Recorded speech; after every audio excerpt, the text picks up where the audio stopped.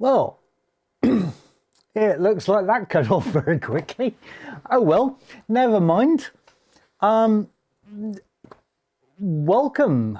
Good morning, good evening, good afternoon, wherever you are in the world. And welcome to session 2 of how to stream, basically. Look, I'm not wanting to scare you all off very quickly, but I will show you what we've got on the desk at the moment. This is not there to scare you off one iota. This is just to give you an idea of what can be. Following on from the session number 1, basically, okay, so we're trying to do things on a budget.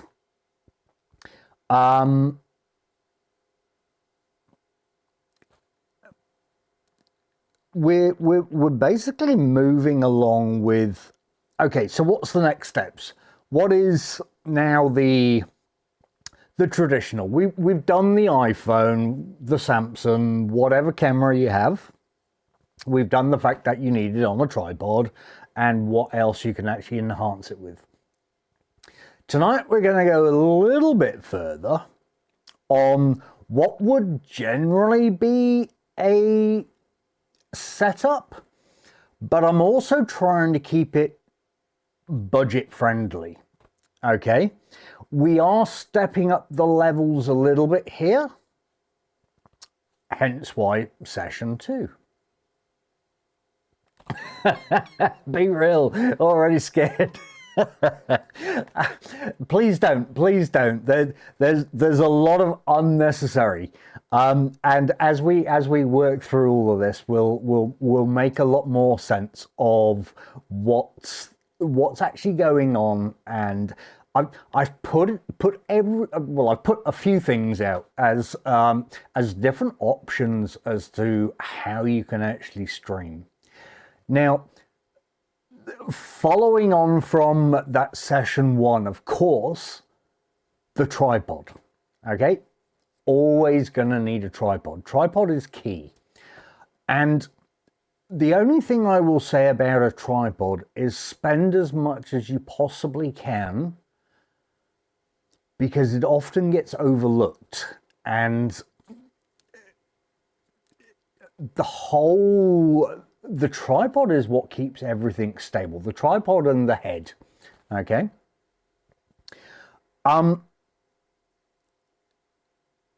Yeah, I didn't actually get any of the fluid heads out or the tripods. But look,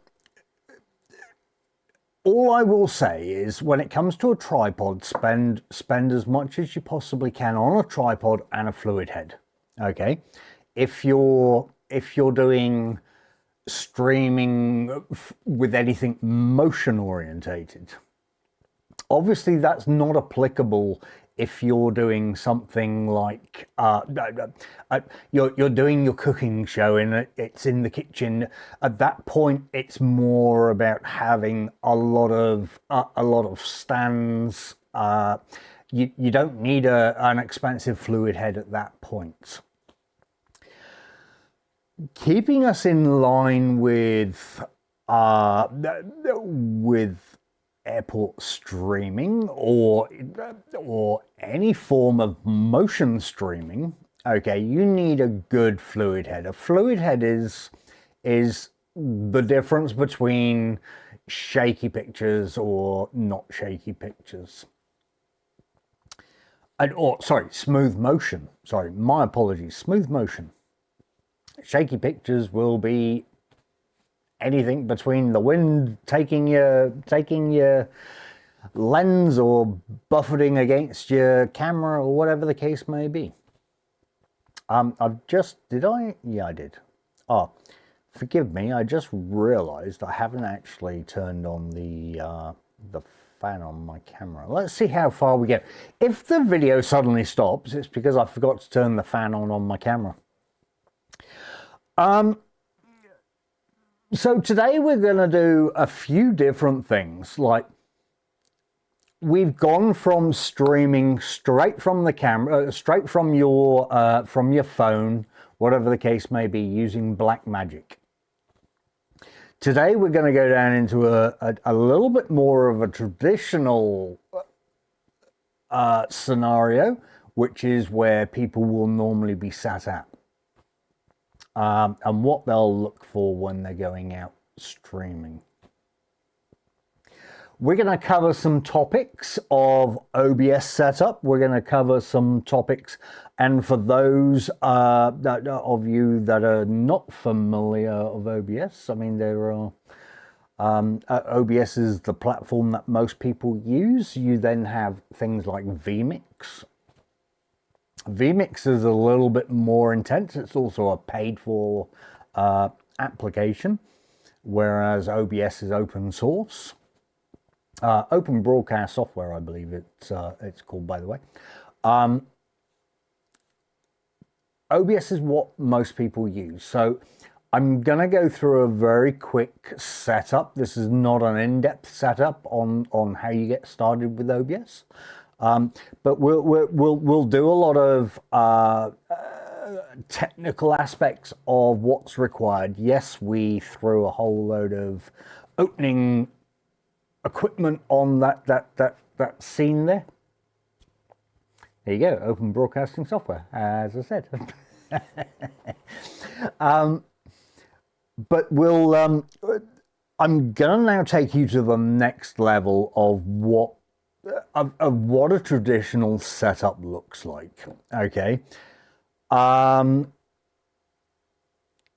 With that, I'm gonna swap you over to the desk so that we can see what we're talking about, and I've got a lot of stuff piled on here, so please don't run off instantly. It's no reason to be scared. There's a lot more on here, and there's a lot more behind the shelves and all of that kind of stuff as to what's actually required. So let me just swap you over. So I've tried to, oh, there we go. I'm even in my, let me turn that around. I've tried to organize this in such a way that we're kind of doing our whole audio. Oh, even here. Oh, and here. We've got our batteries, and then we've got our video. Okay. Again, please remember, we're keeping the idea in all of this is budget. All right. Let me actually get off of my desk because that's making my camera move. Let's just move these two down a little bit because I'm just introducing these because they will be introduced at some point as a bit of an advanced, or on the next stream as the advanced side of things. The interesting thing is I see a lot of people out with their Rode Duos and their Rodecaster Pros and all of that kind of stuff. Well, do you know what? That's far superior, okay? And it's a lot cheaper. And again, we're going down the route of keeping it within a budget of some sort, okay?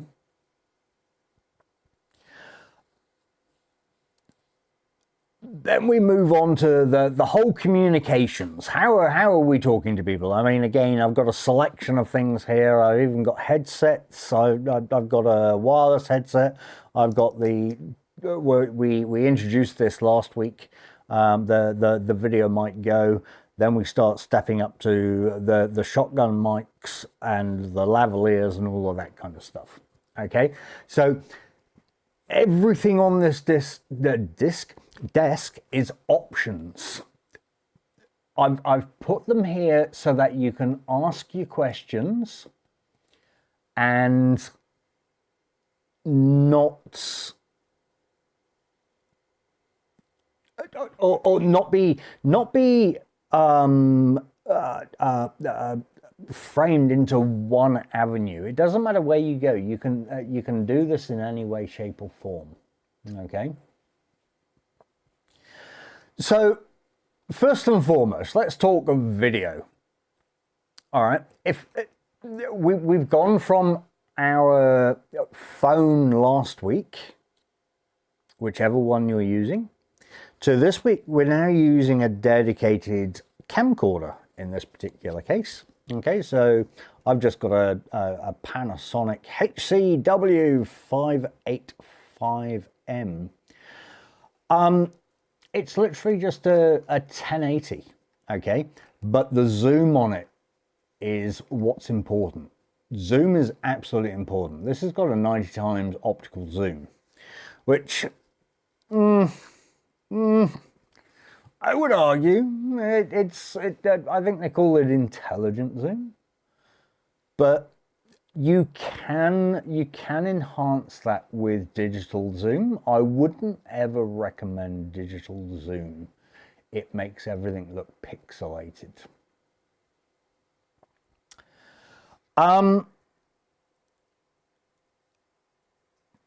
This is going to set you back probably, I don't know, $600. But honestly, if you're only chasing 1080, it is absolutely awesome. I have a couple of other camcorders down there as well, a Sony from about 20 years ago, which actually does just as well.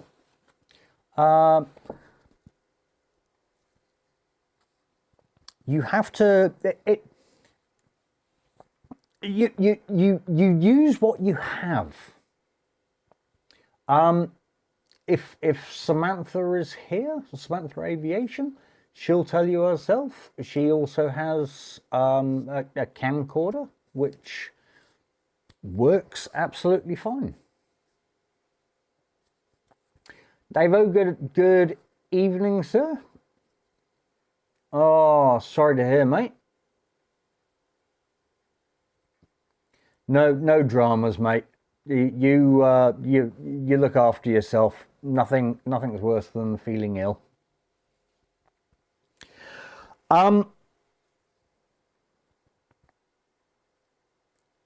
Appreciate you stopping in as well, buddy. That's absolutely awesome. Thank you. You don't need anything flash. Seriously. Look, I think I went on about it last week, but a lot of people are still watching on the good old-fashioned TV 1980 by 1080. Sorry, 1920 by 1080. You don't need to chase 4K. Seriously. Definitely not from the outset. I mean, our signals here are not the best anyway. So when you're starting out, just get your foundation sorted out. Where do we go from this? So obviously we need to take the video output from your camcorder. I probably need to move a little bit over here. You need to take the video from your camcorder or whatever your video input device is. The best way to do that, obviously on this particular device, I have a HDMI mini coming out of it. I want to convert that to a HDMI full size because they're much better.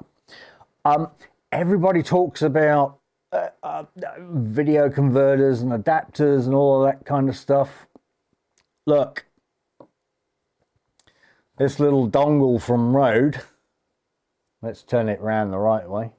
This little dongle from Rode, which takes a HDMI input and turns it into a USB-C. On sale, you're probably going to pick that up for about $65. Okay, so let's put those two things aside. Obviously, you need a HDMI cable to go, or a HDMI adapter to go from your micro to whatever. Yeah, you're probably talking another $30. That's cool. So there's those two devices. Now, obviously, you need a laptop or a tablet or whatever that's actually going to take all of these signals and turn it into something amazing. I've just realized I forgot I had this screen. There we go. So now you can actually see me shaking my hands and talking with my hands and everything else.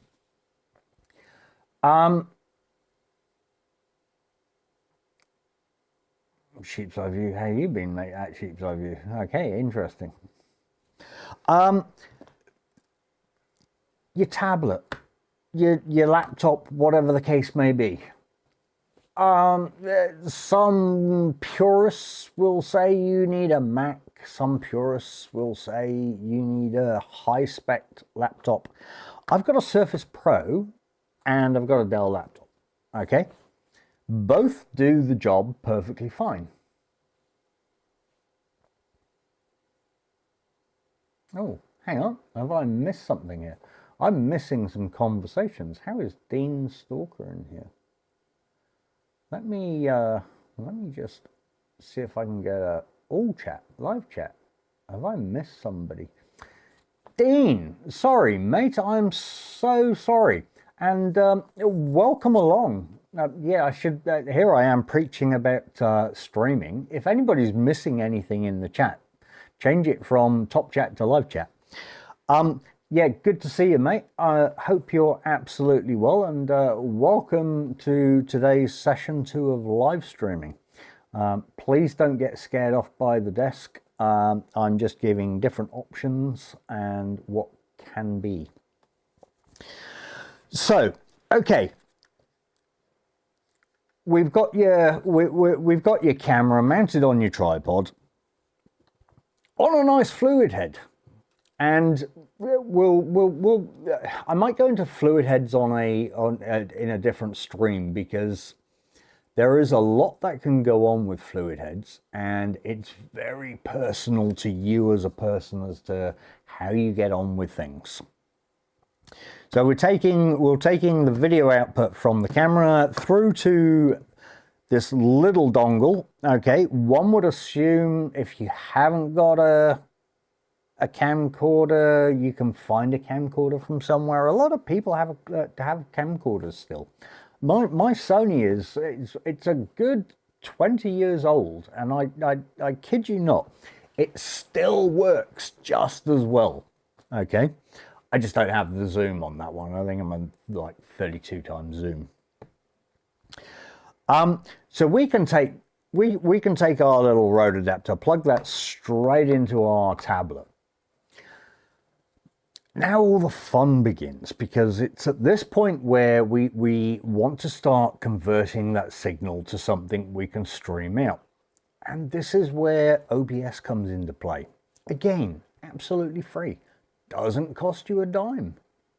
Very easy to use. I kid you not. Before we flick over to OBS and start looking at how we manage to do that, I just want to go through a couple of the other things. Obviously, if we've got the camcorder, all right, the audio on the camcorder is okay. It's not the best, to be honest.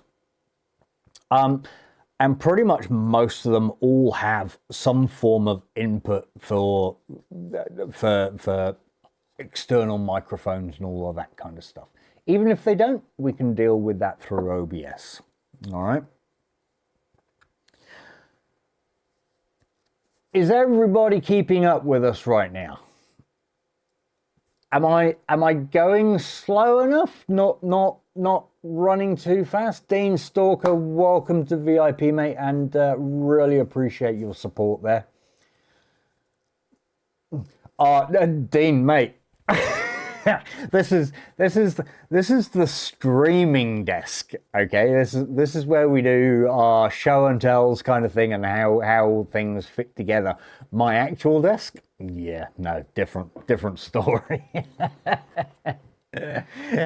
It's scary what my other desk looks like. I'm in a very big room and I have multiple desks in here. So this is where I try to do all my show and tells and my tech talks and all of that kind of stuff. So, but mate, really appreciate you joining up to the VIP there. That's absolutely awesome. Obviously, when I'm live streaming out doing airports or doing airport stream, it sounds a bit weird when I'm saying it like that. It obviously gives you the opportunity to use all the emojis. I'm not one for locking things down, so it's you pretty much have access to everything just by being a member. But awesome, thank you very much. Appreciate your support there, mate. So yeah, audio. Now, I believe I said this multiple times in the last stream. Audio is actually pretty key. Okay, people will put up with subpar video to a degree, but they'll struggle with bad audio. And always remember, if you're streaming, watch a stream and think about what you don't like, and make sure you don't include it in your video in your streams. Okay, if you don't like a color of something, make sure you've changed that color. If you thought something was too dark, make sure your brightness and contrasts and saturations and all that kind of stuff are all where they should be. If you didn't like the audio listening to wind, change it. You know, when we talk about wind and audio, okay, so we have multiple things. These are the regular foamies that come with any mic you buy. Okay, they're great for inside. Did you get that? They're great for inside. They're not good if you're outside. So if you're doing your cooking show or you're doing a stream of some sort, no worries if you're on the inside. If you're outside, and I apologize, I couldn't find my big fluffy cat. You need things like this. These are designed specifically to deflect wind noise or reduce them against the microphone. Okay, we did have a quick rundown last week of how I pretty much have all of my mics double wind noised, because obviously being out at Christchurch Airport, the wind blows through. Hence why we go from airport streams to airport extremes. So yeah, look, don't rely on this when you're out. Okay, these actually enhance the noise. So, frankly, here's what I'm going to do with this, and that's out the door. All right, we're not having that. All right, microphones. We touched very briefly on the video mic last time. If you're on a budget, it's absolutely awesome. Use it. Oh, the one we just threw away. Oh no, actually it's right here. So this is actually for this one. Okay.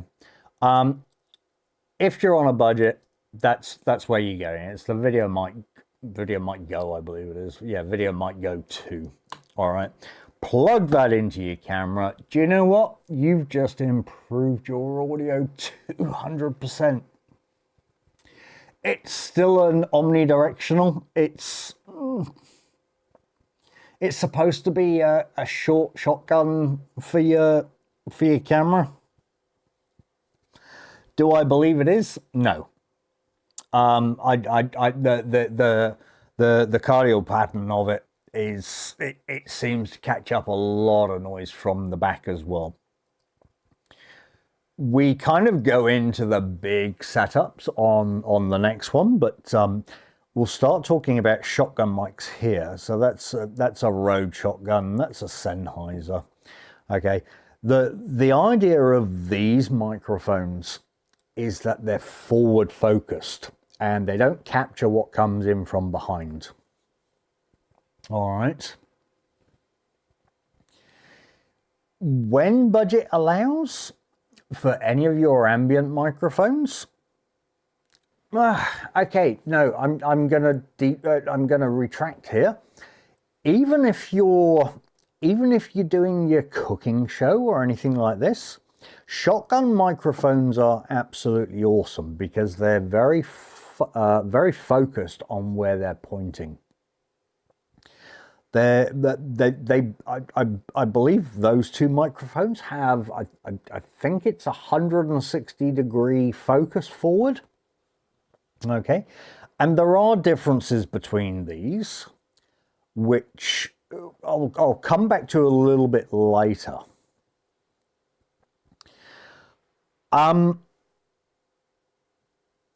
Obviously, if we're using something like this, we have nothing to mount our camera to, so you need to start thinking about a little bit of gear to mount around your camera.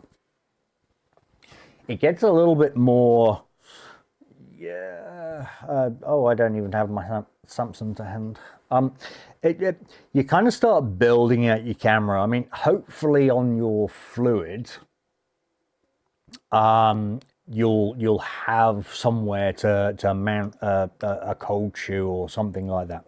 So when we talk about cold shoes, we're talking about these end pieces here. This is pretty much a cold shoe. And it's called a cold shoe because it has no contacts.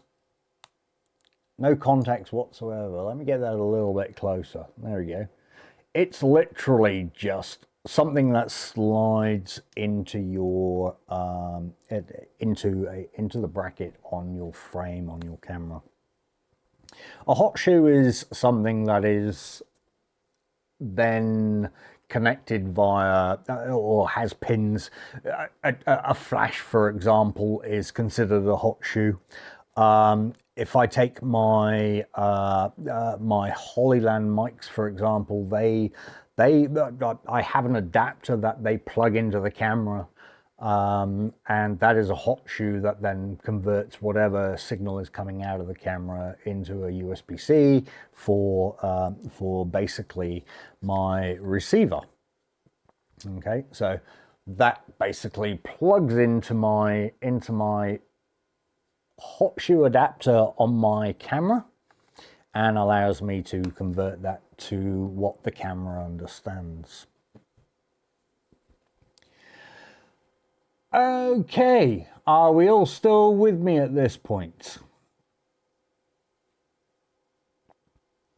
We're covering a lot in a very short period of time, just mainly because I want to get over to some of the basic configuration of what needs to happen.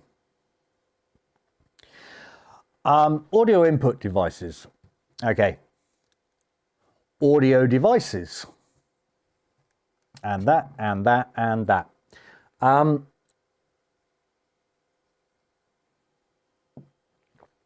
When we stream, we always strive for the best we possibly can.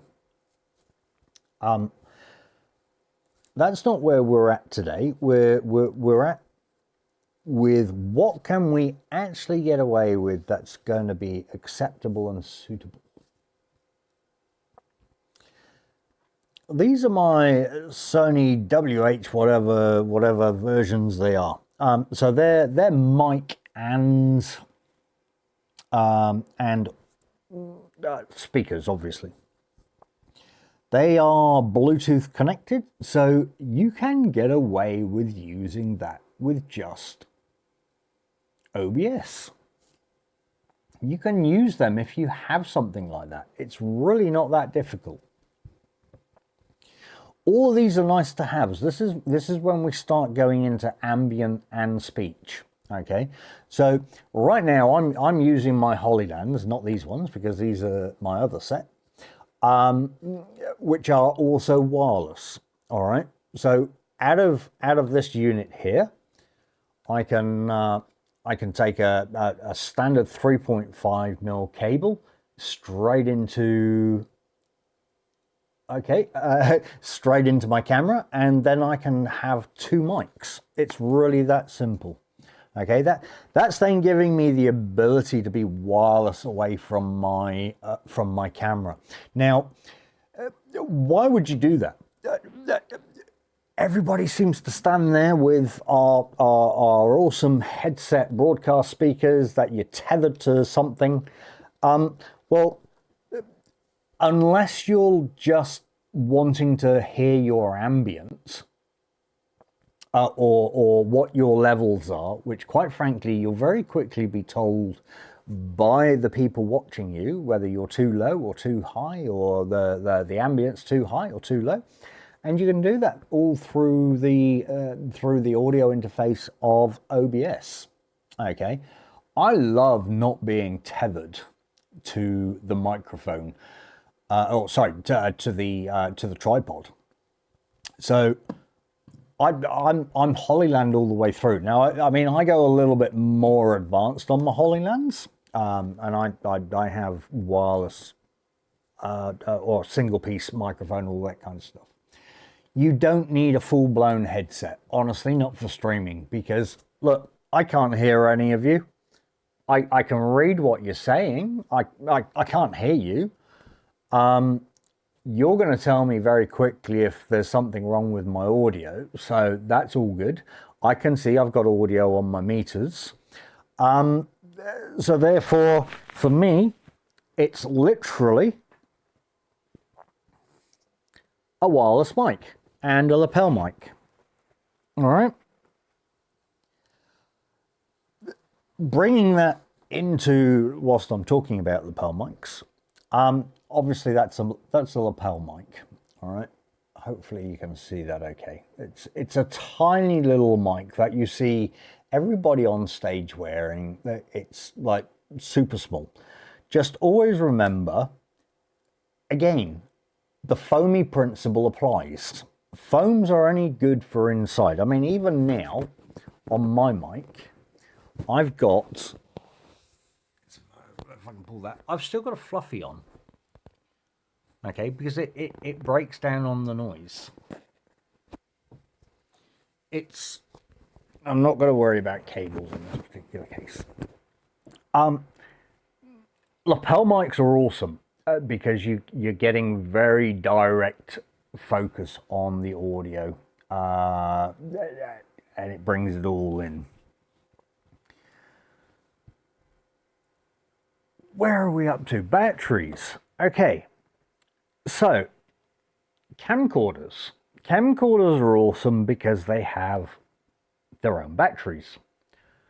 Don't expect to get anywhere near a long stream out of a camcorder off the camcorder battery. You're lucky if you get maybe 3-4 hours off of a camcorder battery. Obviously, they're getting a little bit better these days, but yeah.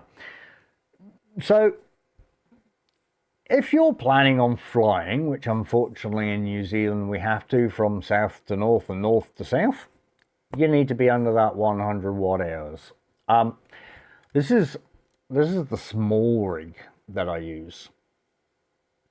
It's literally a 99 watt hour battery, or I've then got the Valor, which is also the same, like 99 watt hour. Sorry, no, this is 140 watt output, but it's a 99 watt hour battery. They're absolutely great if you're traveling on an aircraft. There's a couple of little hacks you can do with a few of those things. But that's a different story. Always, you're limited to 2 of those. If you're taking your camera or a camcorder, make sure you take your USB. Take one of those devices and that is 100% gonna sort your camera life out. That I have a habit of putting an additional screen on the back of my camera, just because I like everything blown up a little bit more, and thus it obviously consumes more. But if I take this camera out, for example, off of one of those batteries, I can run for a good 10-11 hours. There's no drama, so long as I'm not trying to power anything else off of it. So normally you've got one for your camera, one for your tablet. Yeah, you'll find a way to do that. Let me just have a quick read here. I'm still with you, Tony, still here. Always curious to see how everybody's solutions have their own personal flair. And you're absolutely right, Dean. This is my opinion and my setups, or multiple setups. I've tried multiple setups, hence why I have so much equipment. This isn't the correct way that works for you guys. You'll find your own way. I'm just trying to give you an understanding of how you don't need to go and spend thousands of dollars on different things. So let's just have a quick recap. Okay, so we can take our microphone. In this particular case, I don't know, I think it's a $200 microphone. We can plug that straight into the camera. We can take the video feed from the camera with audio into the Rode HDMI to USB-C adapter, into your laptop, tablet, whatever you have. And there's your audio. You don't have individual control of your audio and your video because it's all coming through one signal, but it's still there. Okay. I mean, I guess at the end of the day, you can turn your what am I talking about? Sorry, I have completely led you up the garden path. Of course, you have control over your audio because it's one audio signal coming through. If you're plugging one microphone into your camera, you then go and change your HDMI audio signal to whatever level you want. That becomes a problem when you're doing something like this, which is the Holyland, where you can have 4 microphones. Out of the box it's 2, but you can actually use 4 wireless microphones out of this one. If you're plugging the receiver straight into your camera, at that point it now becomes one signal via your HDMI into OBS and out. All right. The good news is on this, you can actually go into the Holyland receiver and change your audio signals from that perspective. And that obviously makes things a little bit more easier to manage as well. This is where you need to fully understand your equipment when you're out in the field, when you're streaming off of a tripod or whatever the case may be. You need to understand everything about how your equipment works, because if you don't, those gremlins will come and find you, and they will find you fast and could potentially destroy your stream from the outset. For one reason or another, I had problems before starting this, and Dino's Aviation, welcome along. Great to see you, mate, and absolutely awesome to have you. So understanding your equipment is key. All right. Where was I going with that? I actually had a reason to say that, and that's right, because before I started the stream, my other Holyland, I actually, because I love Holyland so much because of what they are capable of doing, I have 2 sets. It's also helpful for me when I'm out in the field, because when one receiver dies, I can swap them out very quickly and swap them over. Let's have a look. Very cool. Just saw this now. We'll watch in full on the big learning curve for my grassroots streams. Hey, that's absolutely awesome, buddy. Keep good health. Yep, yeah. Davo, I don't know if Davo's still here. I think he might have disappeared. He's not in the greatest of health today, apparently. So how do we make all of this sit together? All right, I'm going to quickly remove some of these items out of the way just so that we know what we're dealing with from a basic stream. Again, so we've got multiple audio interfaces here, okay? If you're starting out, then I do recommend the Vocaster 2. You don't need to go and grab anything like a Rodecaster or a Tascam or anything like that. Look, I don't even know where it's gone. Even the Rode AI Micro. Absolutely awesome. It gives you two audio inputs in, one headphone out. Okay. We'll keep that for now. Let's get that. Well, actually, no. We'll keep that. We're going to swap. We're going to get rid of that stupid foamy mic, and we'll put that on there as well because I'm not a fan of foamies when you're out and about. So let's throw that on there. Okay. So we've got our camera now. Depending on which route we go, I'm going to take the microphone, the headset microphone out of the equation. And again, please note, I have a Fluffy, okay? Key to streaming out there because wind is not your friend. It will destroy your audio. But I'm going to take it out of the equation because I don't feel on a traditional stream you kind of need that. So let's get that out of the way. What are we doing? Okay, so we got that as an option, that as an option, that as an option. All right. We'll pretend I've got a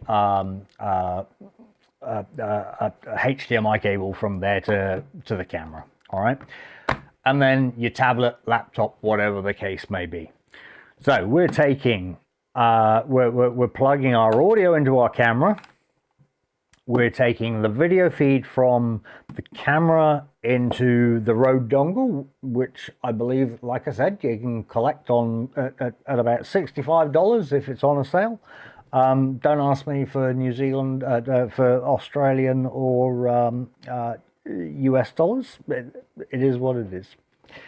And then we're taking the USB-C into our laptop or tablet. All right.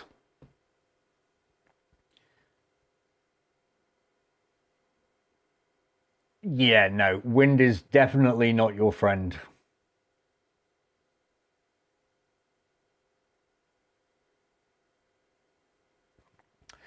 100% Dean,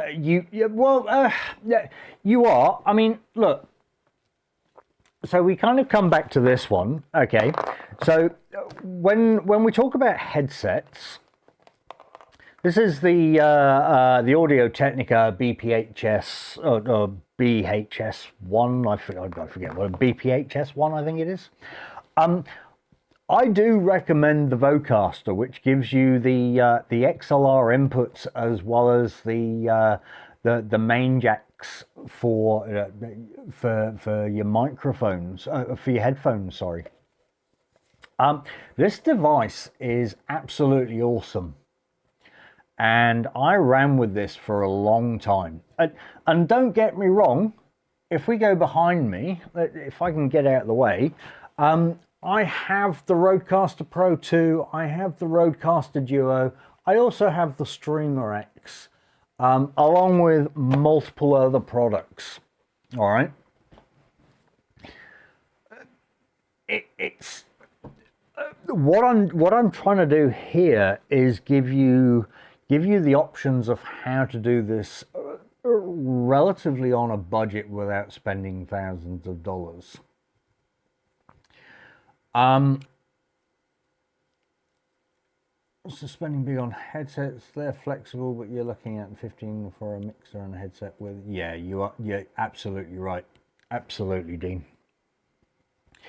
And that's kind of not what this series is about. This series is about being able to do it without spending thousands of dollars. Okay. I mean, look, even your Holylands, they're not cheap by any means, but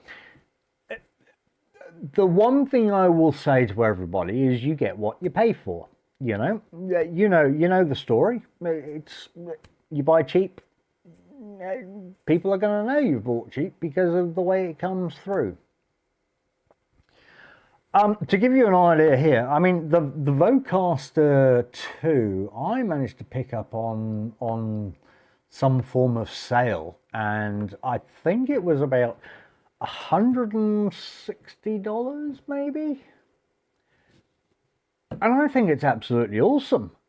You know, for what you need it to do, it does the job. And it's all powered by USB, you know, or USB-C, I should say. You have multiple outputs, you have multiple inputs. It's absolutely awesome. It's got Bluetooth. Do I know what the Bluetooth was for? No, I never figured it out. But you can plug your phone into it as well. It's just an awesome device for streaming, and at that price, you're not breaking bank, right? You've got two inputs. You've got complete control over your ambient microphone. You've got complete control over your talking microphone. I mean, obviously, if we're talking XLR inputs, we do need to start thinking about adapters maybe from XLR to 3.5, which quite frankly you can pick one up for about $30. Gaming headset to keep things cheap. Yep, yeah, no, absolutely, Dean. I completely agree. The Vocaster, I can't fault at 100. I mean, look, full retail, you're paying. I think it's about $340. If you find it on special, it's $160, and at $160, New Zealand dollars, obviously. At $160, it's an awesome device. I wouldn't be going anywhere else, quite frankly. Of course, it doesn't do 32-bit or anything like that. 32-bit float, which means if you suddenly start screaming and shouting, the audio will sort itself out, so it's not clipping and all that kind of stuff. But for what it is there as, it's absolutely fine. Hey, look, maybe I'll maybe on the next stream I'll plug myself into the Vocaster.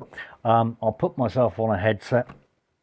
And you'll see, and I'll alternate between the two so that you can actually see how these things work. Then we kind of start getting into next week's conversations with the Tascams and what we're already talking about, the Roadcasters and all that kind of stuff. The only reason I wouldn't recommend the Roadcasters, they're very big and bulky, and if you're out and about streaming in the middle of a field, they're a big device to be carrying around. Even the Duo. Yes, I have the Streamer X up there. I've had one too many problems with the Streamer X to be talking about it and recommending it as a device for people starting out. I'm not confident the 4K works very well on it. It's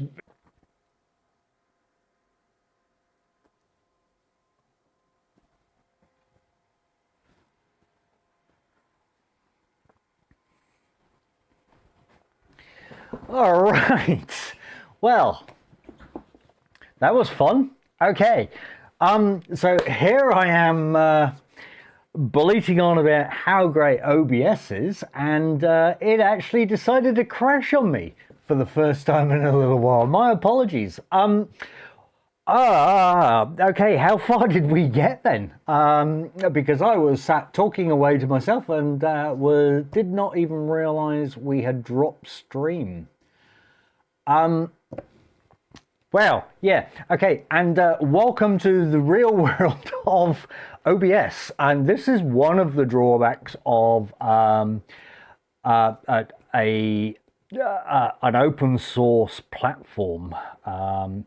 Look, I've had a lot of success with OBS, and I can't fault it. I think that's the first time in a long time that it's actually crashed on me. I've normally made sure things are going on.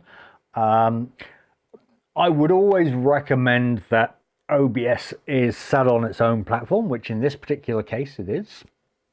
But okay, welcome back, guys, and I apologize for that. Here I'm talking about how great streaming is and how things should be done, and I can't even keep my own platforms running. Thank you, OBS, for making a mockery of me. Fun and games on live streaming. Look, vMix is very expensive, but this is the other reason why you would go down the route of something like vMix if you're mission critical. If I go and do any of my commercials or weddings or anything like that, I tend to use vMix because I know it's a little bit more reliable and stable. But with that said and done, that's the first time I've had OBS crash on me in a long time. So if you're not being paid for the dollar, paid for your streams, look, just go with OBS, okay? It's really that simple. So, where was I? Where did I get to? And what was I talking about? So, we've got our microphone that's plugged into our camera. We've got our camera that is using multiple different adapters to go from the HDMI micro mini full size to a USB-C adapter into our tablet. And then we want something like this for our actual conversations. Now that can be Rode, it could be DJI,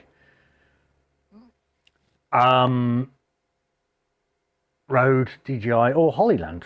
And Hollyland is my preference because they seem to have taken the lead on a lot of things with some of this stuff. I mean, Hollyland is the only one that I know that can do 4-into-1 receiver right now. And when we go into the next level of doing all of this, you'll understand why that's actually quite key for me. That then brings us over to the application that decided to crash over there for how we're transmitting to the world. Now, I'm not doing the whole install, where to go to get OBS. You probably at this point should know how to do all of that. If you don't, streaming's probably still a little bit too early for you. But go to OBS Studios and you can download the software. Runs on Linux or Microsoft. So grab your package. All right. Let's go over to the only thing I don't have set up here is having pulled all my different inputs into things. So we'll kind of try to make do with what we have.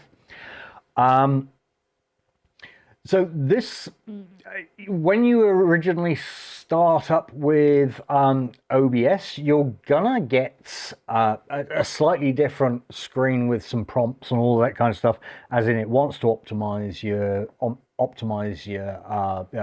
streaming setup. You always want to set your own bandwidth and committed burst rates and all of that kind of stuff. It will become a lot clearer very soon as we start going through. This is your basic setups. Okay, so your scenes are what you're saying here, so we're going from one camera to the next camera. These are scenes, all right? They are all, they're all set up as scenes. So if I had cameras set up, okay, I'm getting way ahead of myself here. First off, we need to go into some settings, all right? You need to come down to your video. If you're streaming in HD, make sure your base canvas says 1920 by 1080. All right, that is key. So that's your base canvas. Also make sure your output screen is the same. Now, do not try to upscale. Downscaling is much better than upscaling. If you start upscaling, it's going to get messy and ugly. All right.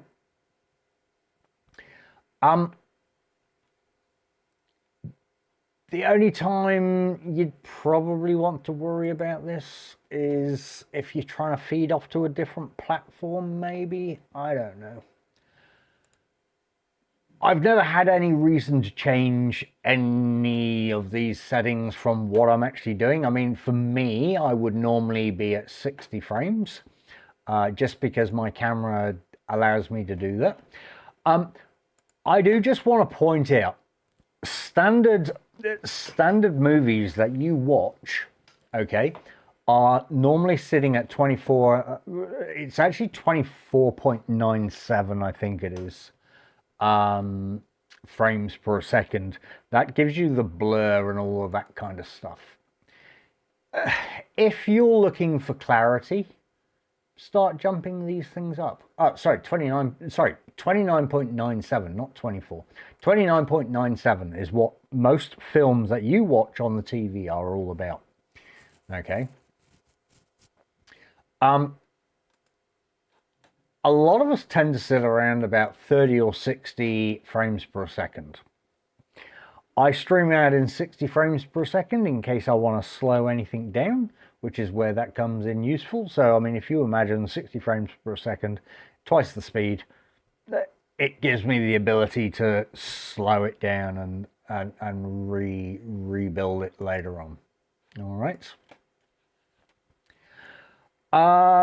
Other things we need to output. Output is key. All right, you will start off on simple mode, and this is what you will see. You will see your video bitrate. What the hell is a video bitrate? Okay, that's the amount of bandwidth that you're giving to your video. Okay, at 1080p, you do not need to be any, at 1080 30, you do not need to be any more than 4 megabits per second on that. Oh, it would help if I was using the right keyboard. All good. That can easily be dropped right down to 4 megabits per second. All right, on 1080 30. If you're doing 1080 60, you want to be up at about 6 megabits per second. I know we're getting a little bit technical here. Your software encoder. Now, because I'm using a different system that I would normally be doing any of my streaming on, I don't have any of my graphics cards or anything like that, so I can't do 265 and I can't do any hardware.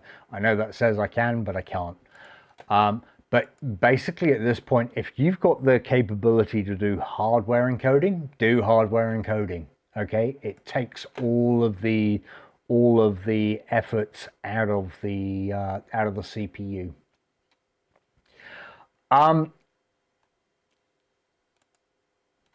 Also, when you come to your output, change it to advanced. All right, and we want to be changing these in settings. Now, one thing that YouTube, I can't talk about Twitch or Instagram or Facebook or any of those streaming platforms, because I don't do a lot to it.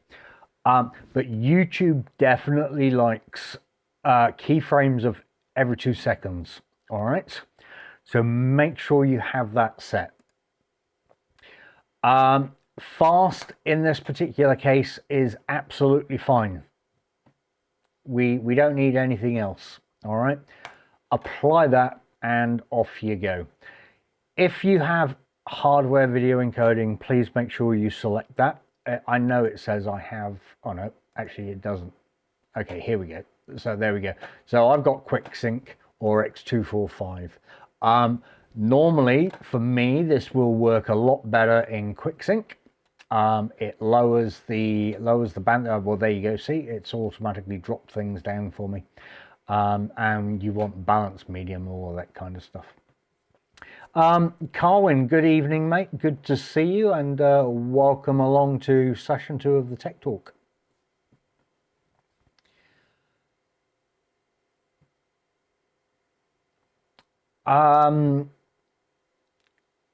Yeah, so when you change those settings, again, make sure your keyframes are set to 2. B-frames as well, they should probably be set to, actually I think they need to be set to 4 if I remember rightly. Oh no, they can't go to 4. So yeah, no, they need to be set to 2 as well then. Okay, so that's your output. All right, audio. Audio can pretty much be left alone. There's very little you kind of need to do this, as long as your general says sample rate 48 and your channel says stereo. That's where you sit for default. And then once you've got all that sorted out, go to your stream, set up your account, sort it all out. Happy days. That will be all of that sorted. Always remember to hit apply on everything, and we're back to here.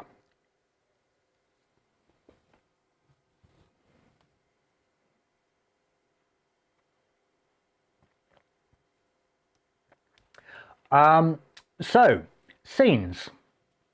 What is a scene? Let's get rid of that. Yep, okay. As we said, scenes, how I normally do this is I create my different scenes for starting. Oh, I need to pull the other keyboard. My apologies, one moment. So just doing a basic setup, we'll do starting.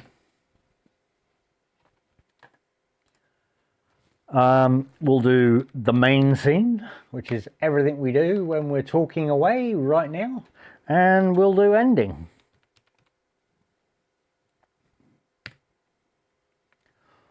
Very simple. Okay, so we've got our starting scene, we've got our main scene, which is you on camera, and we've got our ending scene. Now, under our starting scene, we probably want an image, don't we? Not that I'm actually going to have any images on here, so let's go opening image. Awesome. Yeah, I don't have, I forgot to actually transfer some images. We got anything on the pictures? Nope. All right. But you would basically go and find your image, plug it in, open it up. Job done. Make sure it's unload image when not showing, because you don't want it taking up memory. And we add that. So now we've got over here our opening image. All right.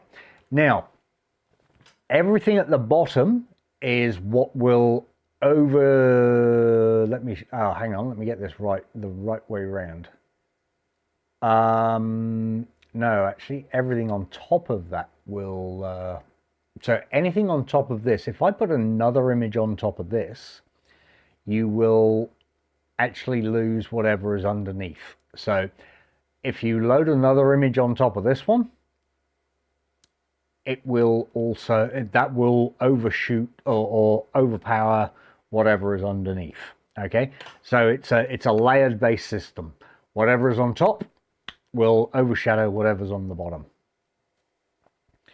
We have a lot of options here. Okay, so we have audio input capture, audio output, browser color, display capture, game capture, image slideshow, media, scenes, text, video, and window. Now, when we talk video, we're talking about let's go back to it.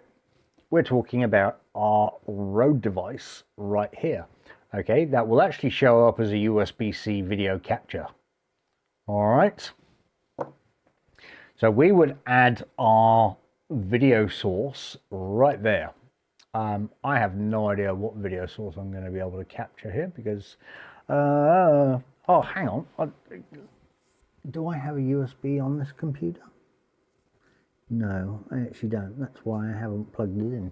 But I'll tell you what I do have. I have the TV capture card. Let's see if we can.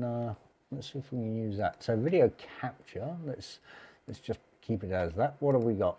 Oh, actually no, we don't have anything apparently. Awesome. Okay, so normally you would see a USB-C, USB-C capture card, whatever it was, and you would literally just add that. What can do?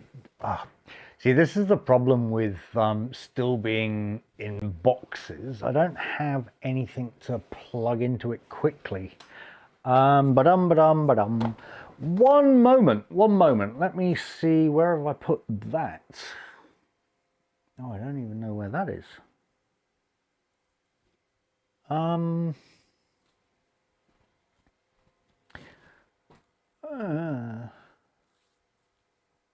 Oh, well, there's the wireless Rode anyway.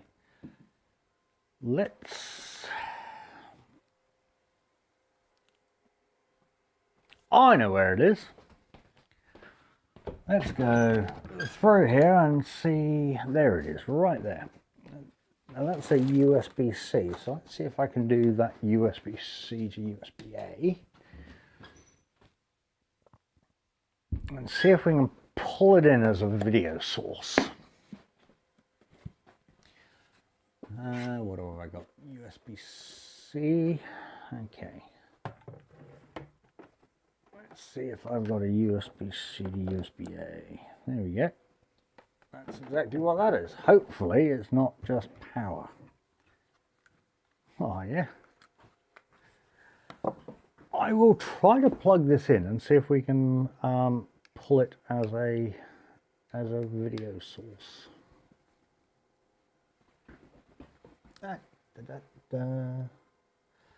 Let's plug you in there. Let's see if this works.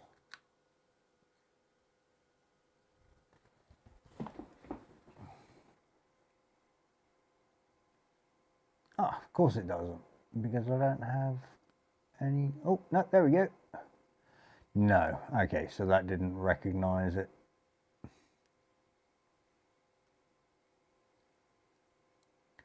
What a shame. Okay, I was trying to use one of my Pocket 3s to convert to video. But apparently that doesn't work. I mean, it might even be the cable. I don't know. Yeah, not every USB-C cable is identical. Just for a point.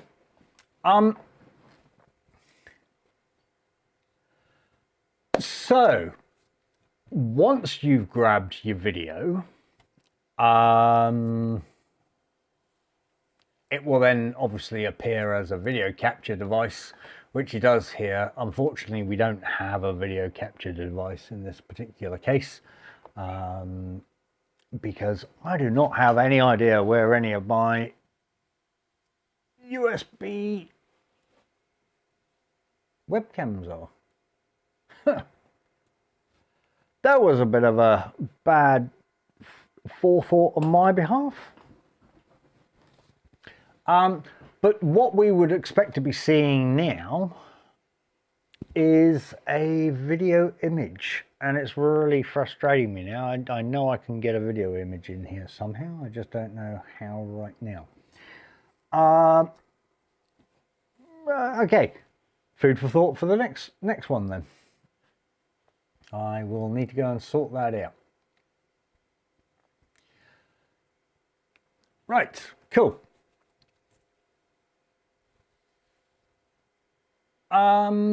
So once we've done that, then you've obviously got your opening music and all of that kind of thing. Okay, so what we actually do is we go and put music will be under media.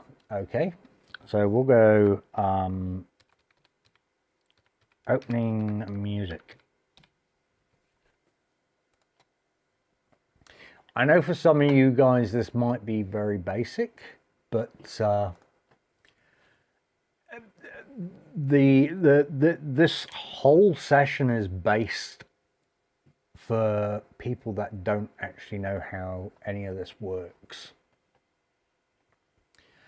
We can start getting into bigger, more complex aspects with all of this. And do you know, I've just realized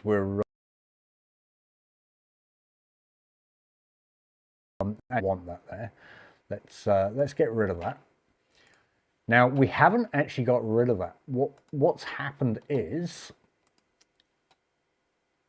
it still stays in the system. So he says it's not there. Okay, maybe I did delete it. Interesting. It doesn't normally delete.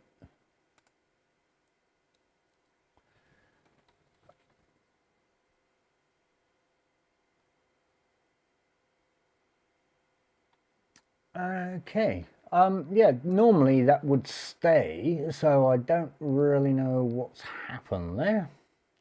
J-Ro, good afternoon, good evening, good morning. So normally you would have when you go to here and go video capture, you'd normally go add existing and it would still be there. For some reason it's not still there, but that's okay. We're not worried about that.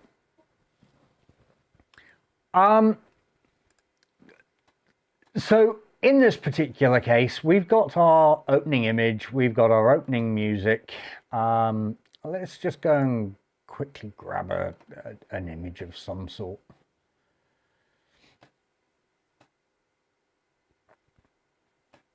Just so that we can demonstrate this. NZ Sounds image. Yeah, images. Let's go and grab that one. File. Open image in a new tab. There we go. Beautiful. Save image as, and we'll save it in downloads. Cool. Milford Sounds. So let's go back to our image because I don't like the fact we don't have anything in there. We'll go back to downloads, Milford Sounds. Okay. Now, apparently our image isn't quite the size we want it to be, so we're probably going to have to stretch it out a little bit just to make sure it's let's pull you down.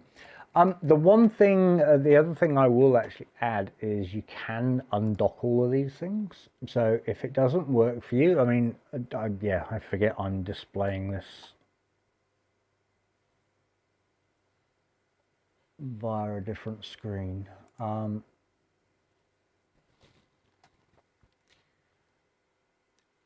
Now, here we go. Is it Alt? It is Alt. Okay, so now let's drag that out. Oh, hang on. No, that was bigger than the screen. Cool.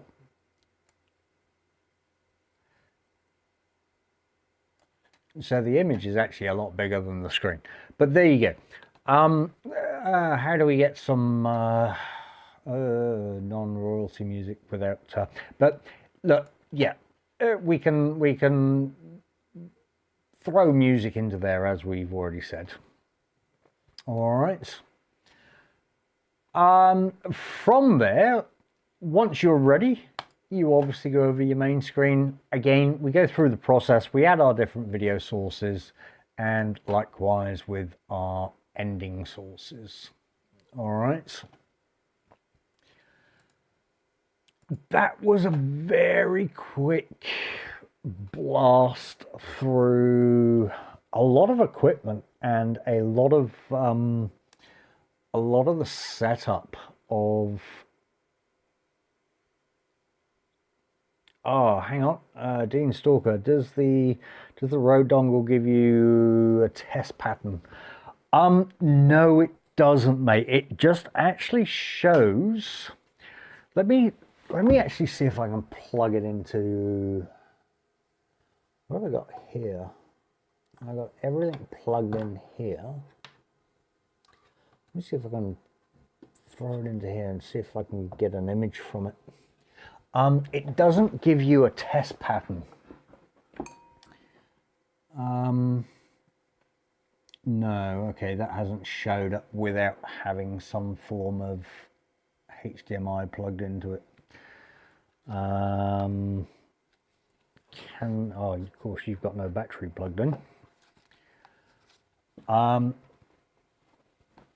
Let me actually just write that down so I can actually bring that back to the next stream and deliver that answer.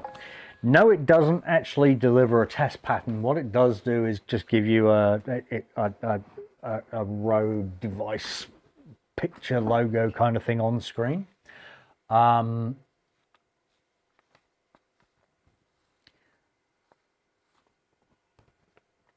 Okay, cool. Normally I have my own test pattern screens, just because I'm doing videography and photography. And of course, when I want them, I can't find them. And I found them out the other day to actually show you guys. No, got them.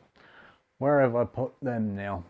Oh, the joys of moving houses, the fun.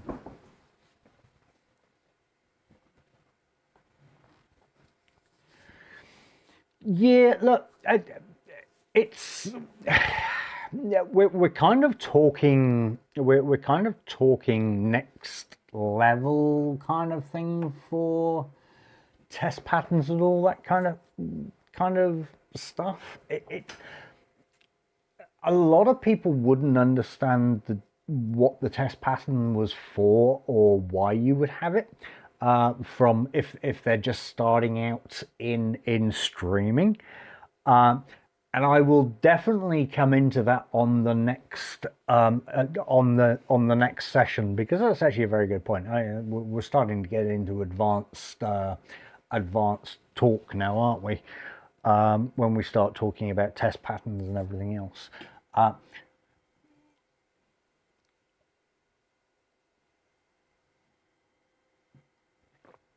me just bring you back to me. There we go.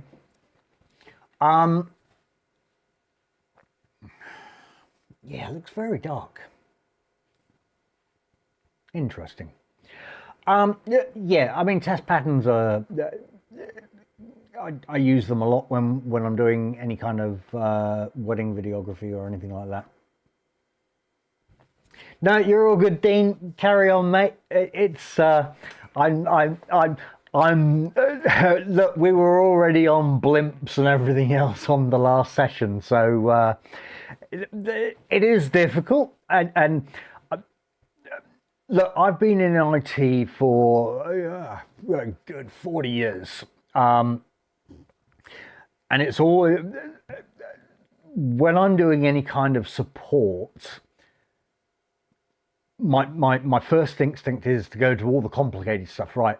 Did you check that? Did you check that? Did you check that? Rather than, have you turned it off and on again? Do you have internet access? All of the simple stuff, you know.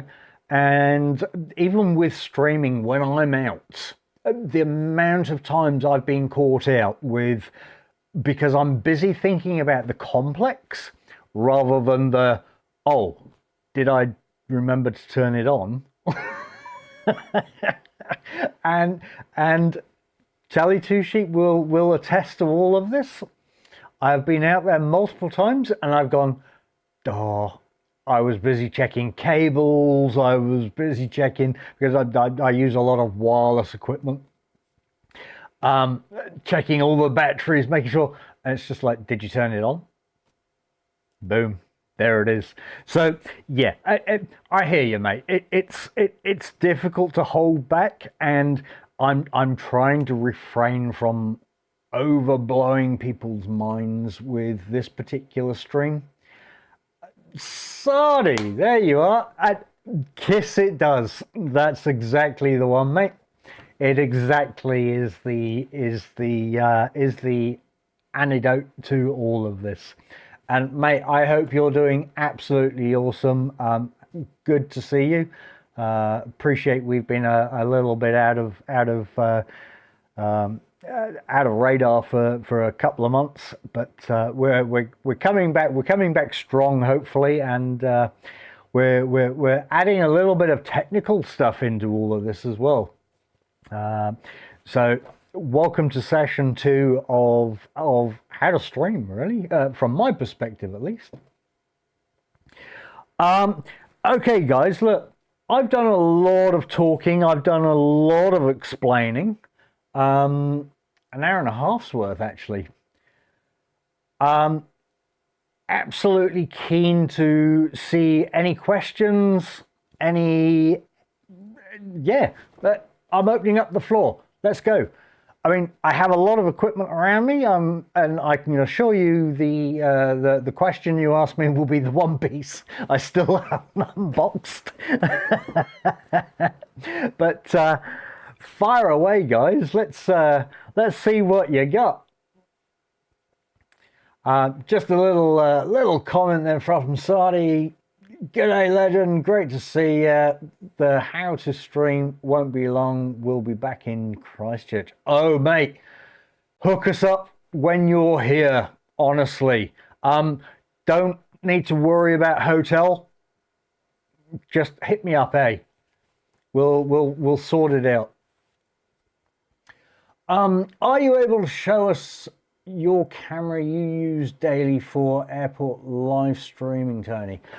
Yeah, absolutely. 1 minute. Let me just go and grab it. The camera I generally use is one of two, to be honest.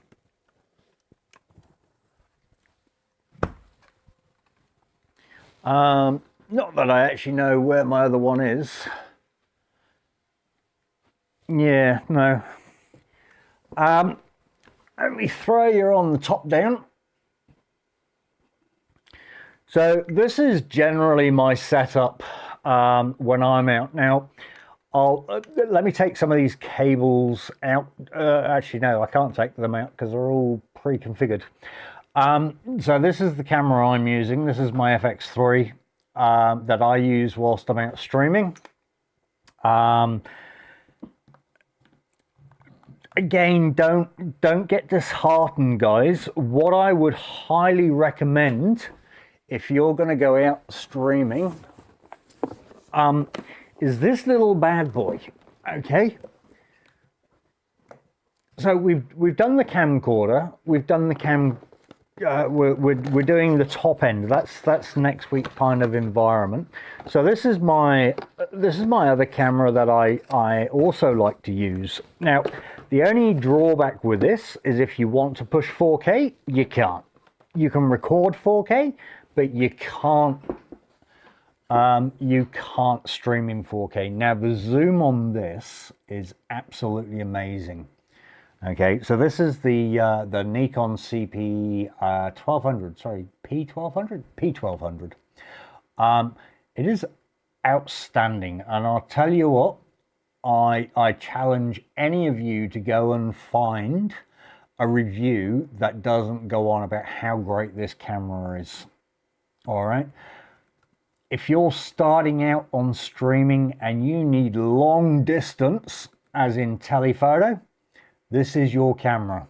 All right, it's an all-in-one device, but my goodness, you can get some great low lights. I'm not saying it's perfect for low light, but you do get some great low lights. And if you're into your astrophotography, it is an awesome camera for that too. All right. But again, we're going through the different realms. So we've gone from the camcorder, the 1080. I believe the 4K is about 1,200 New Zealand dollars. Okay, we're going up to the P12000. Has great photos, is great for long distance, so long as you don't want 4K. All right. At that particular range, we're now talking, I don't know, I think they're about $2,200, brand new. I'm streaming to you right here on a ZV-10 Mark II. Okay, this is great for inside. It's great for other bits and pieces that I do. Do I think it's great for streaming? No. It has a terrible habit of overheating.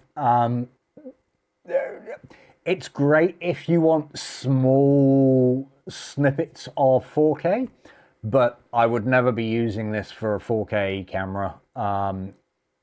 It just literally within about 40 minutes to an hour, you're overheating. Okay. Great for photography.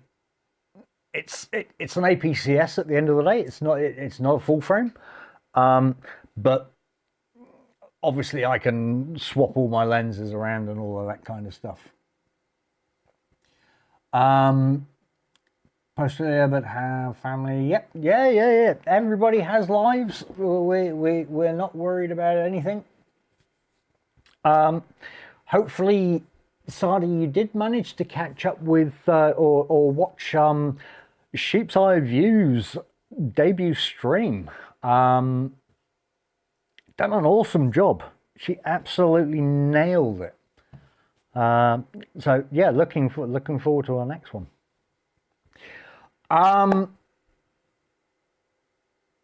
This is as per your handle. Yeah, 100%. Throw your channel out there, Telly. You can do it. Drawbacks of this one. Yeah, 4K. You can't stream in 4K. I hate cameras that give you HDMI micro. I have a real problem with micro. They don't do very well. I also have a problem with the 3.5mm inputs on these. I hadn't used my original one for anything particularly heavy. I'm always very particular to make sure that I secure all of my cables. The 3.5mm jack on this one gave up after about the third time of using it, and I got a snotty repair email or a snotty repair docket back saying, don't put stress on your cable. Well, I didn't put stress on my cable, in case you're watching this, Nikon. What I actually done is made sure that there was no stress on it, and made sure that it was as relaxed as possible. You just use crap parts, I guess. Anyway, bleat over. So that's that one. And like I said, now we kind of go up into a different level here with the FX3.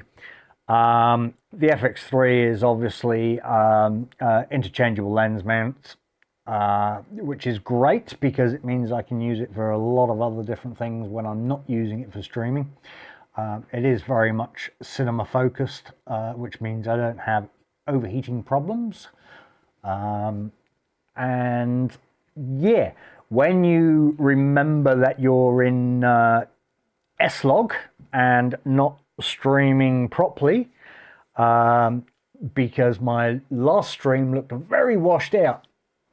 And that was actually nothing to do with the camera. That was nothing to do with the lens. It was more to do with the fact that I'd actually forgot I was using it for filming for a little bit of a feature film that's going on that we're looking to push out, and so my settings were completely different, and I forgot to change it all over. So, guys, I apologize for that last stream. It was shocking. It was washed out, something terrible.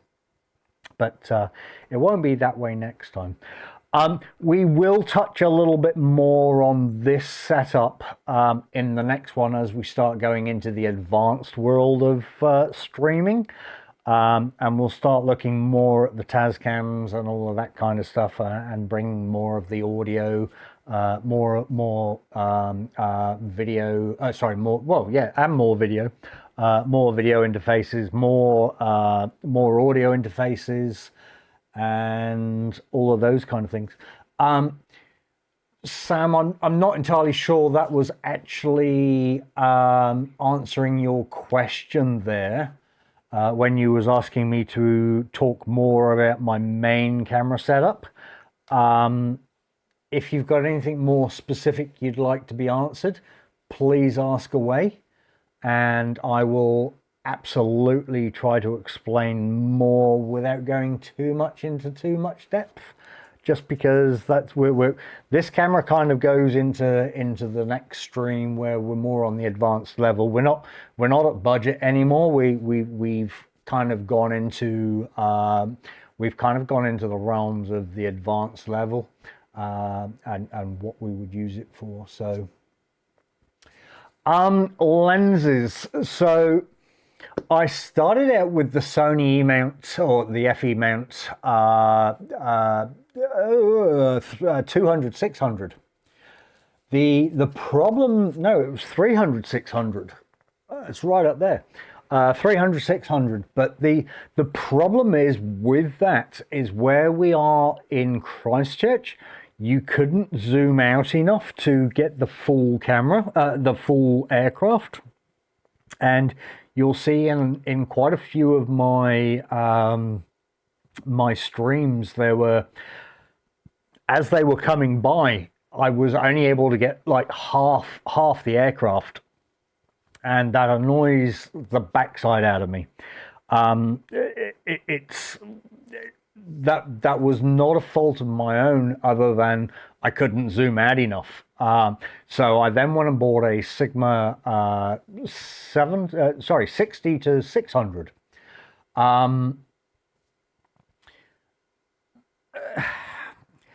Yeah, kind of damned if you do and damned if you don't. Look, I can now zoom right out and get all of the aircraft as they're going by.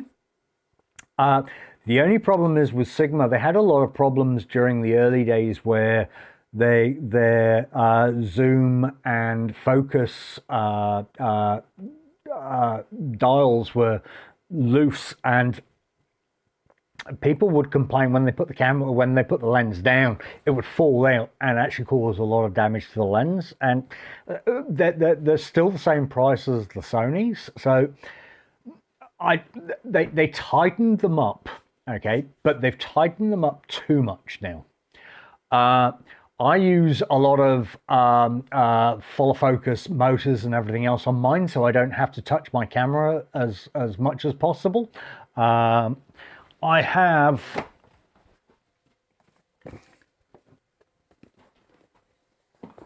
let me just swap back.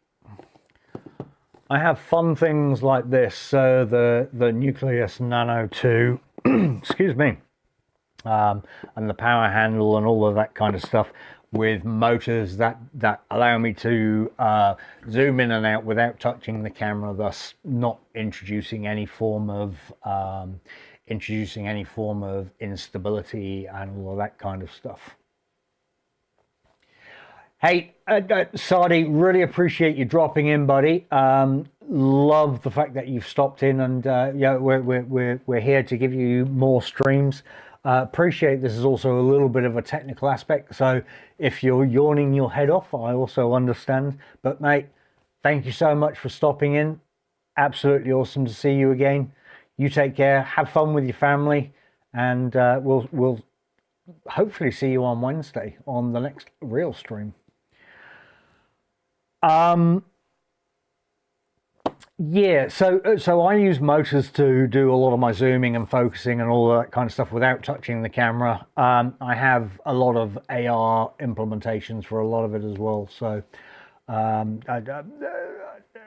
yeah, the idea is that I can put the camera outside if it's on a rainy day, sit inside and control it all remotely without having to be out in the rain. The awesome situations. Oh, and there goes that one broken. Cool. Never mind. Yeah, for a lot of this, it's about for a lot of for streaming from airports, it's about the telephoto lens. I also have the Pocket 3, which I can use as my BTS camera. I have the Insta360 X5s. As I said, I've got a couple of other cameras for that closer kind of range. I mean, look, I've had a few conversations about putting the 300-600 on the FX3. Using the Nikon as a close-up kind of camera, having dual cameras from that perspective. But we also go out and do dual cam streams anyway. I've normally got telly on another camera from the cafe.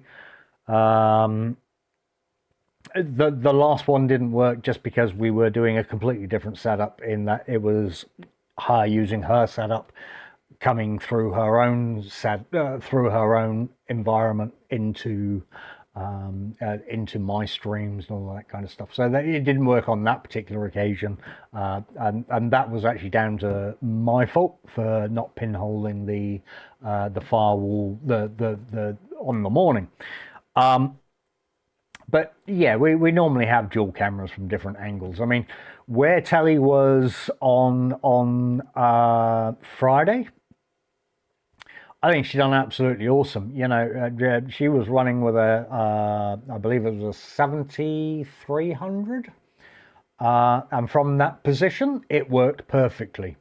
Where we are at the mound, or when we're at the mound, or if you're at one end of a runway, you know, taking into account it's 2.5 kilometers basically to the intersection where domestic and the main runway is.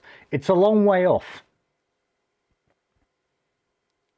No, not at all. Oh, 3,300. Okay. No, it was what it was, and there was a whole world of different changes, so nobody to blame. Bitchel, good evening, and welcome along. Welcome along to session 2 of how to stream and how to do it on a budget, I guess. Yeah, routers. You was asking about routers. Where are we at? 7:20. All right. Routers. I don't really use a router, mate. Because I'm either using the the ZV-10 or the FX3. I can stream directly from the camera via my phone to the internet. I don't need any intermediaries. If I'm using something like the Nikon, which obviously I can't stream directly, I do need to start thinking about any kind of conversion from the HDMI to 264 or 265, whichever the case may be. I then start going down either the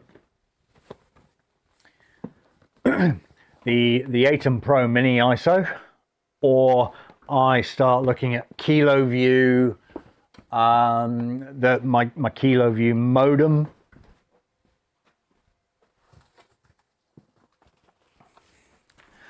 So this is normally, we're kind of up in the advanced world now, but this is what I would normally use if I'm doing a portable stream. So it's literally a Kilo View P3. That allows me to have bonding, all of that kind of stuff. So if you watch the We Followed Emirates in stream, we used that one for Up in the Sky. Of course, I forgot to turn on the different modems in there, because that can actually contains 4 modems, 2 4G, 2 5G. So that's, we start getting into the advanced realms with that equipment. For basics, I'm literally, if it's you out there in the wild, and you're not having to do anything super fantastic like being thousands of feet up in the air or anything like that, you're literally just connecting your mobile phone to your laptop, your modem, whatever the case may be. Now, the one thing I would say is, where possible, always use a cable. Try not to use Wi-Fi if you can help it, because that Wi-Fi isn't as fast as you seem to think it is. I mean, it's getting better as time goes on, but I'm guessing most people don't have the latest and greatest iPhones, Samsung phones, and all of that kind of stuff. So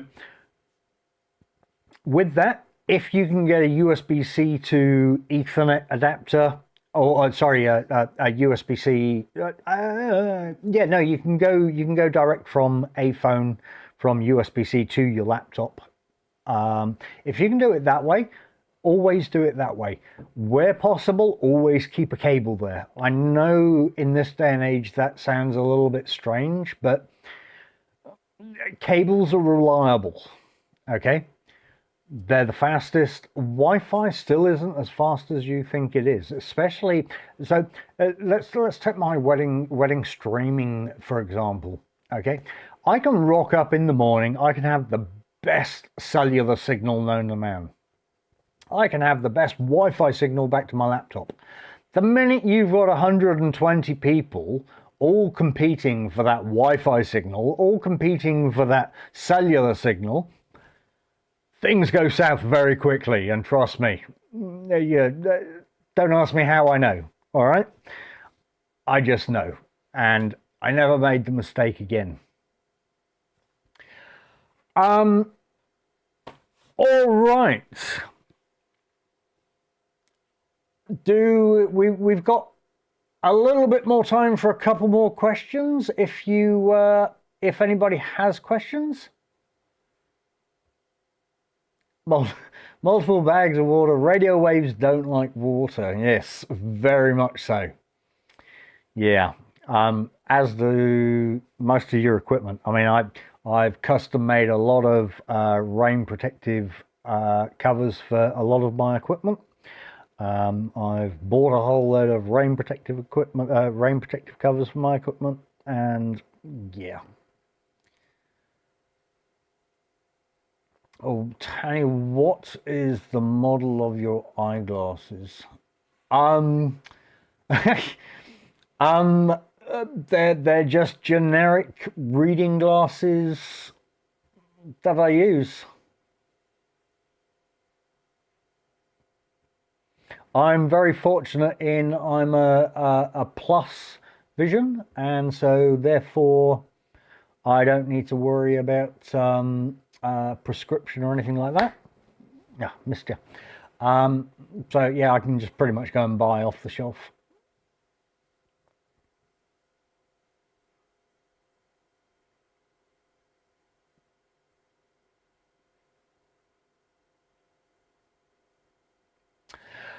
Sam, so without saying too much, my grandfather was very much a videographer in his heyday, and he was old school videographer. So he was all the big reels of cine film and everything else.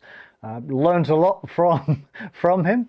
I won't delve too much more into that, but yep, I do kind of come from that background.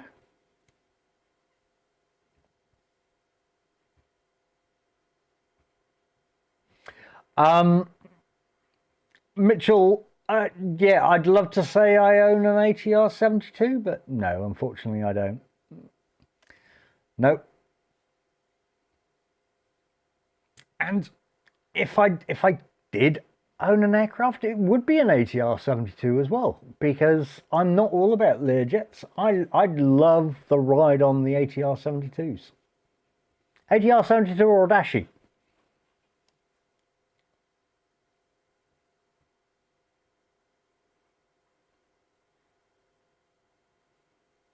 Nice.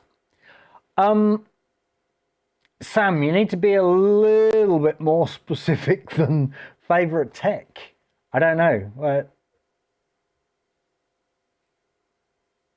What do you mean from favorite tech?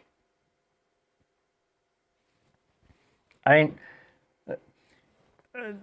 is this table of tech not enough?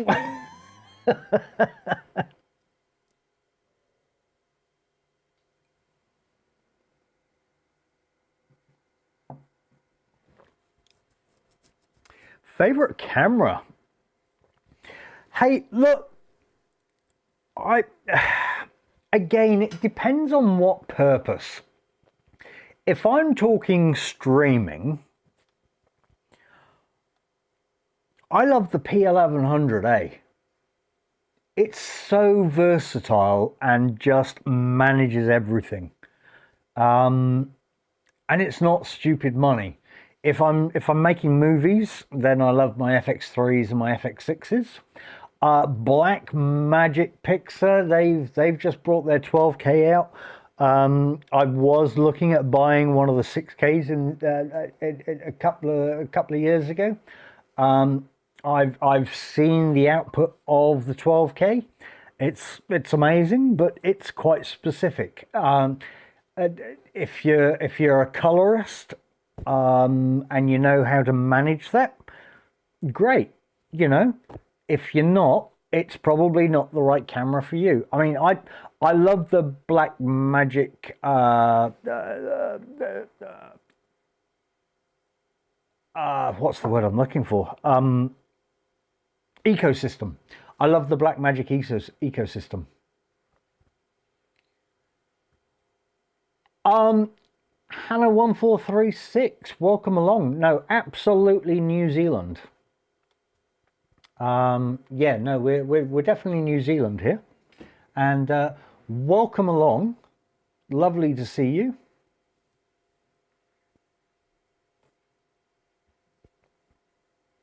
But yeah, for basic run of the mill, not taking pictures or anything like that, P1100. Love it. I really do. I think it's just an all-round good camera. The zoom on it is fantastic. Honestly, for those that have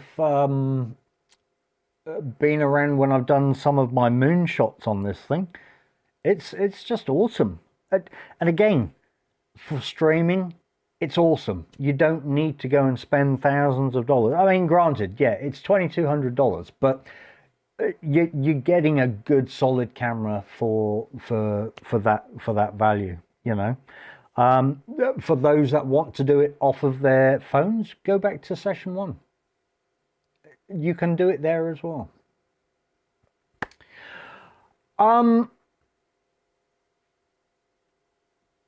All right, guys, that was a good 2-hour session right there. If anybody else has anything else, what I will do is head on back over here and hang on, while I was in the USA, I saw 2 rocket launches, both Falcon 9Ss, one daytime, one that I videoed, but the other was a nighttime launch, but my video looked like it was filmed on a toaster. Yeah, and this is where I like my FX3s, because they are very good at low lights, whereas whilst the Nikon is good for low light, it's not as good as the FX3. And having said that, my iPhone and my Samsung are also very good at low light, but they're also digitally enhanced rather than optically, so it makes a big difference.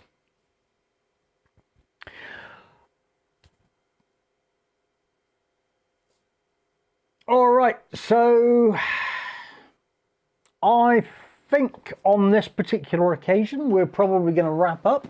It is 7:30. We've been running for a couple of hours now. I just want to give a few shout outs very quickly for those that are here.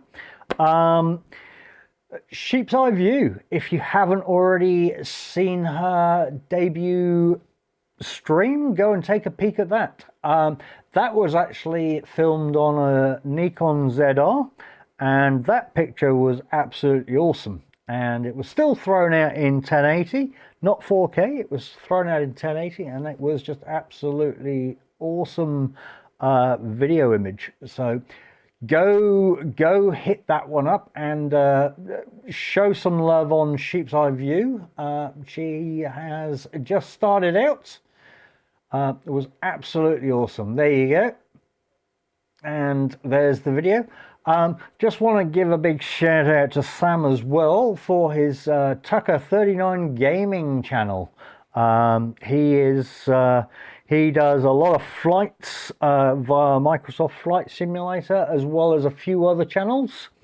But if you're into your flight simming and want to see him leave your airport, go hit him up on his Discord server as well. Dino Aviation, thanks for the info, Tony. Very cool. I'll be back out with my OBS at OOR this week to test my sound. Only had vocals last week. Just opened all the audio to default. Dino's Aviation, mate. If you want to throw your channel in here very quickly and give yourself a shout out, you're more than welcome to. Absolutely happy to support you, buddy. And if you need any information as well, Glenn Martin, no worries, mate, and absolutely awesome to see you. It's very much a tech stream today, so I'm not sure if that's up your alley, but yeah, it's feel free to go and watch. But good to see you in here, buddy, and thank you very much for stopping in. But yeah, Dino's Aviation, throw yourself out a chat. You probably have to do a little bit of word magic, just because it'll obviously cancel a few things out, but you're more than welcome to. Samantha Aviation, I don't know if she's still here or what she's up to, but if you get a chance to go and see any of hers, go and play around in Samantha Aviation's channel as well. If you've got any questions or any points that you want to see in the next stream, now is a good point to highlight them, because we will be going into a little bit more advanced setup on the next stream. The obligatory, of course, there it is. Thanks to Carwin from Sheep's Eye View already. Thank you to Carwin for joining us tonight, and again, always for the support you give, mate, to all of the channels. Your background information being fed in for the flights arriving is just amazing. Awesome job, buddy. So thank you so much. Yes, okay, so next stream will be on session 3. Will be a lot more advanced. We'll step it up another level. We've kind of talked about some of it today, but we'll be really going into the full production blown kind of equipment, and you've seen a few highlights of it tonight. So we'll do a little bit more of that next week, same time. After that, I'm hoping to have a couple of Q&As with a couple of different people, excuse me, as to their thoughts, so that you're not just getting my thoughts on all of this, you're getting other people's concepts as well. We will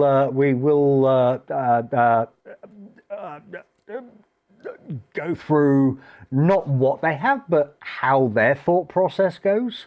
So yeah, it's not a one-sided conversation. I'm trying to give you every aspect of streaming, how different people think about what they're doing. Okay, I mean, what I've got here to bring you this stream is very different to what I have going out on a stream, and what I have going out on a stream is going to be very different to the likes of Sam, the likes of Dino, the likes of In Plain Sight Pete, the likes of Sheep's Eye View. We all have our own way of doing things, and that's what makes streaming special. Whilst the concepts of streaming are pretty much the same, we're bringing you something, our personalities and the way we do it are very different, you know. I've tried to be as diverse as I possibly can with the setups, and that's why I'm not saying this is one way to do it and that's the only way to do it. I'm trying to give you all of the different ways of how it can be done.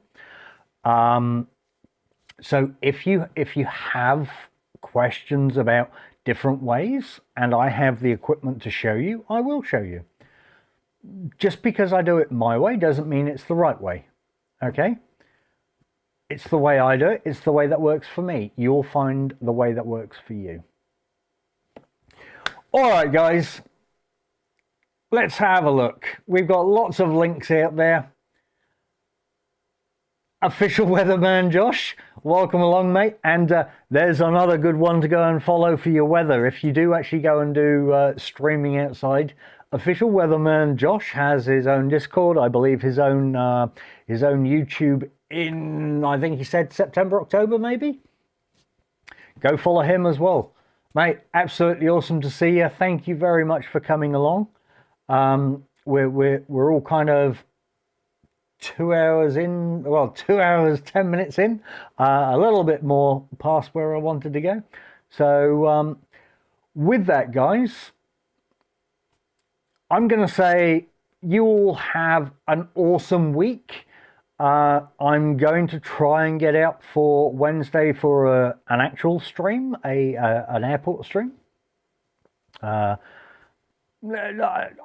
say weather dependent. It's not really weather dependent. It's just about whether I want to stand out in the weather.